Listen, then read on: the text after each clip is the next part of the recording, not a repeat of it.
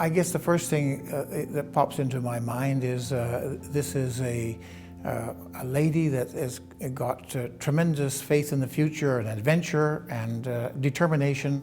It's also the scientist, the geologist, the businessman, the negotiator. She is responsible for the eventual export of Canadian coal, millions and millions of tons. You have to go into her background in the Second World War and concentration camps and barely escaping out of them after the war. It's funny because here you're looking at someone who came from Europe, from the Parisian Café Society, right? Intellectual, cultural, just came through the war, just went to the University of London, so living in London and coffee shops and everything, arrived in Calgary, and that was call that the cowboy days. Whatever motivated her,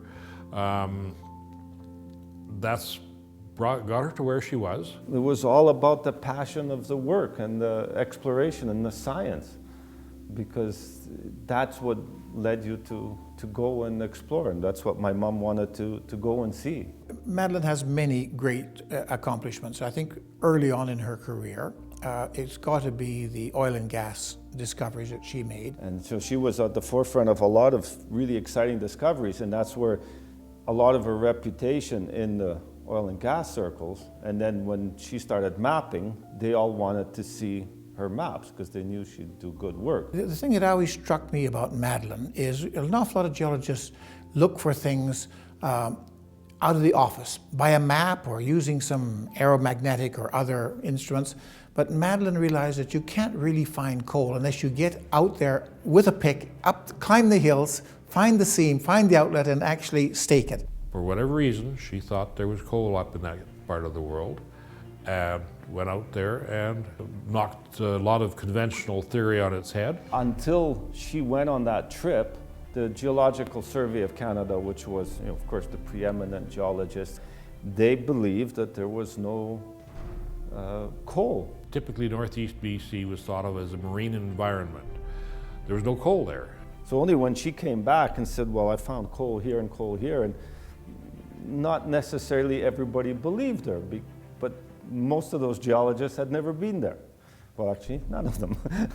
Right? She basically opened the door to the coal industry in Northeast BC and along the foothills of Alberta. We had coal outcrops all over the place. We took coal outcrops kind of like for granted, like you might see you expected to see a coal outcrop like you'd expect to see a fir tree on the hill. Who cares if there's coal over there, actually, or oil? Because nobody was drilling for oil there for another 30 years, right? The same with the coal. But Madeleine had this eye for value, and she had things that we would just walk over and sort of think that's normal. She could say that could be commercialized, that could become a mine, that could be a much bigger deposit. I don't think anyone ever looked at Madeleine as being unusual as a geologist. She could hold her own with any man on any deal. That wasn't a factor that came into it at all. The funny stories are all the geologists, of course, would meet and go to the bar, right? But in those days, women weren't allowed in the same door as the men. The way my mom described it, she just worked around it. Well, that's the way it is. You just keep going. She actually drew the outcrops.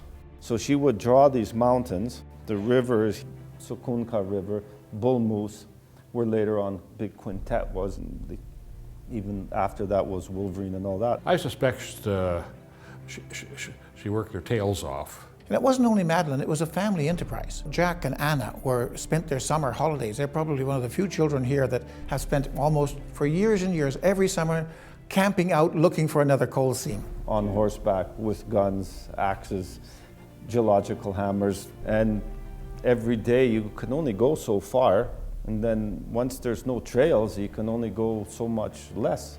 I remember waking up at 2 or 4 in the morning, and my mom would be sitting there hand coloring the maps. Later on, as we got bigger, my mom would give us parts to draw because everything was done with a crayon.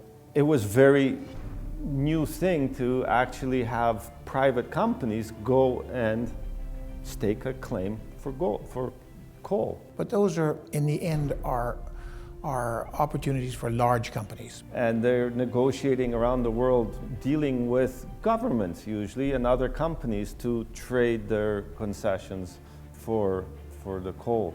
And here you have this one individual lady. Madeleine's been looking at things all over the world. I was involved with her with a venture she did in Colombia. That was interesting. It's not like she had a staff working for her. Mostly it was herself. The Colombian government asked me, who is this Canadian company called White Rabbit Resources that has just been successful in bidding for this oil and gas concession? Her son has taken over a certain amount of the administration, but I'm pretty sure Madeleine still rules the roost. And I said, well, I don't know, get me something about it. I said, oh, it's Madeleine Suska. I know her. I did learn very early on in the game that the little old lady, innocent, is a front. She is a shark as a negotiator.